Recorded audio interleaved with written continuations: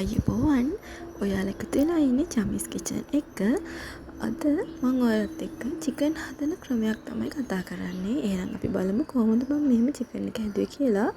මෙතන මම අරන් තිනවා චිකන් ග්‍රෑම් 500ක් විතර. ඒකට මම මෙතන මිරිස් කුඩු මේස හැඳි 3ක් බෙදගත්තා. කබලේ බෙදගත්තා. ටිකක් ලා දුඹුරු පාට වගේ වෙනකන්. ඒ වගේම තුන පහ ටිකකුත් දැම්මා. තුන පහත් මම මෙතනදී වෙනම තමයි බැද්දේ.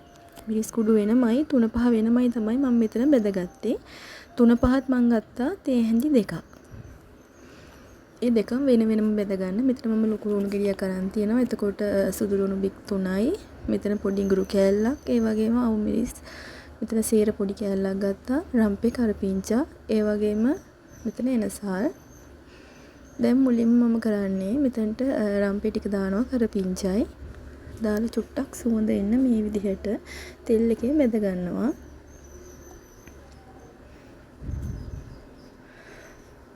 ඊට පස්සේ මම මෙතන දා ගන්නවා කුරුඳු කෑල්ලක්. ඊට පස්සේ එනසාල් තලාගත්තු වෙනසාල් ටිකක්.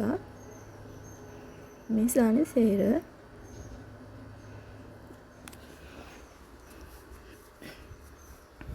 දැන් අමු මිරිස් ටික දැම්මා. ඊට පස්සේ මේක චුට්ටක් තෙල් එකේ මේ විදිහට කලවම් කරගමු. ඔයාලා සාමාන්‍යයෙන් චිකන් කරියක් හදනකොට මිරිස් කුඩුයි තුන පහ කුඩුයි එකට බෙදලා දාගන්නවා ඇති. මේ විදිහට මං කියනවා වගේ දෙක වෙන වෙනම බෙදලා ඔයා දාලා බලන්නකෝ. එතකොට ඔයාගේ චිකන් කරියට හරිම ලස්සන පාටක් එනවා. ඒ වගේම ඔයාලට කියන්න ඕනේ මම මෙතනදී දැම්මේ නැහැ කඩේ ගේන මස් කරි තුන පහ එක දැම්මේ නැහැ. මම මෙතන මිරිස් කුඩුයි තුන පහ කුඩුයි තමයි බෙදලා ගත්තේ.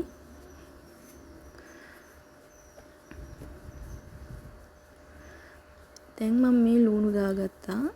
මේ ටික හොඳට පොඩි ටෙම්පරාදුවක් කරගන්න තමයි හදන්නේ.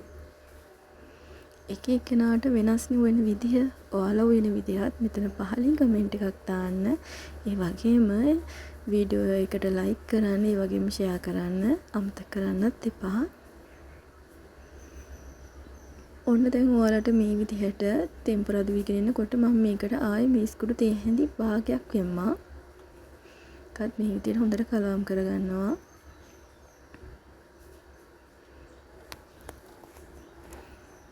මම අද චිකන් කරේ ටිකක් සැරට හදන්නේ. ඒ නිසා තමයි මම මිරිස් කුඩු තේ හැඳි 3ක් ගත්තේ. ඔයාලා චිකන් කරිය සැරට ගන්න කැමති අය ඉන්නවා නම් මිරිස් කුඩු දාන ප්‍රමාණය එතනින් අඩු කරගන්න.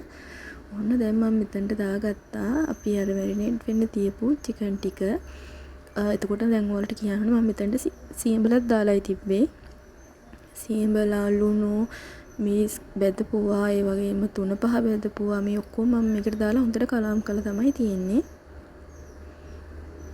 ඒකත් තෙල් එකේ හොඳට මේ විදිහට ටෙම්පරාදු වෙන්න දෙනවා. චිකන් උයනකොට චිකන් වල වතුර ගතිය හොඳට තියෙනවා. ඔයාලා චිකන් මේ විදිහට දාලා වහලා මදගිනේ තියන්නකෝ. එතකොට බලන්න චිකන් වල වතුර කොච්චර උඩට ඇවිල්ලා තියෙනවද කියලා. අන්න ඒකෙන්ම ඔයාලා චිකන් ටික තඹ ගන්න. දැන් ඔයාලට පේනවද මෙන්න මේ විදිහට චිකන් ටික වහලා මදගින්දරේ තඹ ගමු. දැන් බලන්න වතුර ඇවිල්ලා තියෙන හැටි චිකන් වල තියෙන වතුර තමයි මේ එළියට එන්නේ. චිකන් වල තියෙන වතුර ටික මෙහෙ එළියට ආවට පස්සේ ඒකෙන්ම මේ විදිහට චිකන් ටික චුට්ටක් තැම්බෙන්න අරින්න. අපි වතුර පොඩ්ඩකුත් දාමු. මේ විදිහට හොඳට තැම්බෙන්න අරින්න ඕනේ. එතකොට තමයි චිකන් එක ගොඩාක් රස. දැන් මේක හොඳට කලවම් කරලා ඔයාලා චිකන් ටික මැරිනේට් වෙන්න තිබ්බ භාජනේට ආයිත් වතුර කෝප්ප කාලක් විතර දාලා ඒක හොඳට කලවම් කරලා මේකට දාගන්න.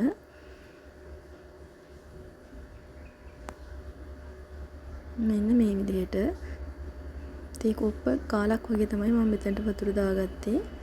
දැන් අපි මේක වහලා ආයිත් මේක හොඳට තැම්බෙන්න අරිමු මේ තියෙන වතුර වල.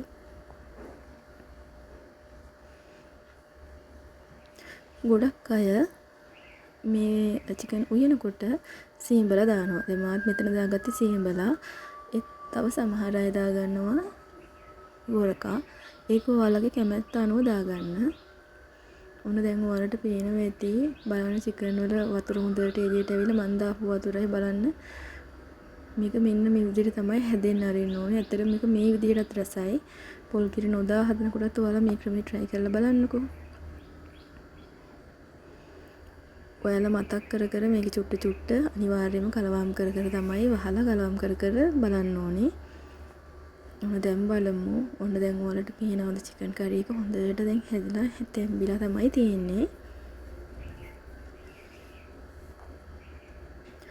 මේ වෙලාවට දැන් ඔයාලට හිතෙනවා නම් කිරි දාන්න ඕනේ නැහැ කියලා ඔයාලට මෙහෙමත් කන්න පුළුවන්.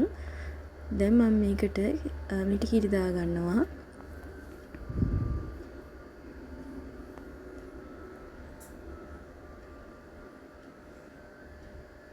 මෙතන මම මිටි කිරි තේ කෝප්ප පොල් කිරි ටිකක් නැතිට දාලා පොල් කිරි පැහෙනකන් අපි මේ විදිහට ලිපේ තියාගෙන ඉමු. මෙතනදී ඔයාලට හොදි ඕන විදිහට පොල් කිරි ප්‍රමාණය අඩු වැඩි කරගන්න පුළුවන්. ගින්දර වැඩි කරලා වහන්නේ නැතුව අපි මේ විදිහට මේක හොඳට කිරි ටික පැහෙනකන් තියාගමු.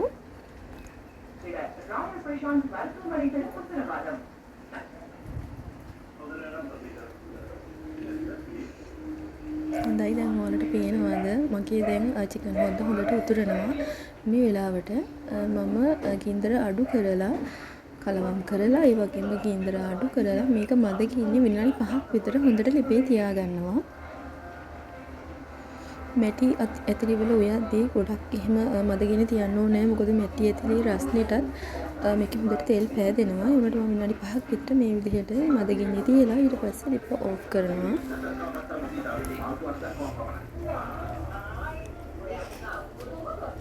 දැන් ඔයාලට පේනවා ඇති මගේ chicken curry එක හොඳ පාටට තියෙනවා. මගේ මේක හරිම රහයි.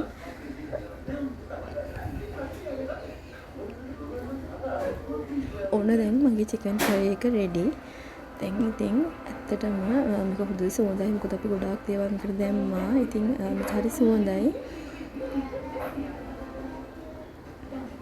මේ වගේ ලස්සන අලුත් වීඩියෝස් මගේ channel එකේ තවත් තියෙනවා. ඉතින් ඒවා බලන්න කියලාත් ඔයාලට ආතරින් ඉල්ලනවා.